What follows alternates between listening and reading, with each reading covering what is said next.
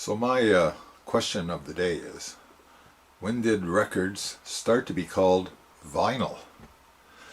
Now I'm 71 years old, and when I was collecting records, which I did for 36 or 37 years before I finally switched to CDs, and I sold a good portion of my collection in the late 90s, early 2000s.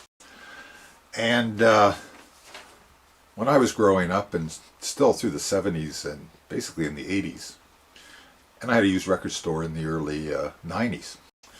So up till I sold my collection, we used to listen to records. We bought new records. We bought used records. We sold our records, the ones we didn't want. We collected records, of course. We had scratched records. We had warped records. We lived and breathed records, which I did. We looked at record covers and record inner sleeves. We were always looking for records wherever we went. We had a record player. We went to the record store, which I think maybe we still go to record stores. And I don't know exactly where this changed. Sometime a new generation, somewhere along the line, a new generation came along during the 2000s up to 2010. I just basically was filling in my collection with CDs.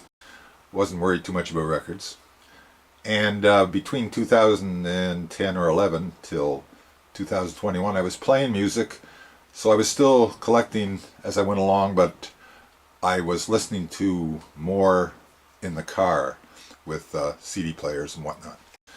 And somewhere along the line, somewhere in the 2015, I don't know, 14, whatever, people started buying records.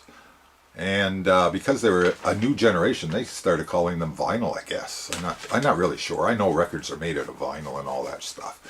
Because in the mid-70s, there was a oil shortage, and all of a sudden they were talking about, oh God, you're not going to be able to make records anymore. And I thought, holy moly, here we go.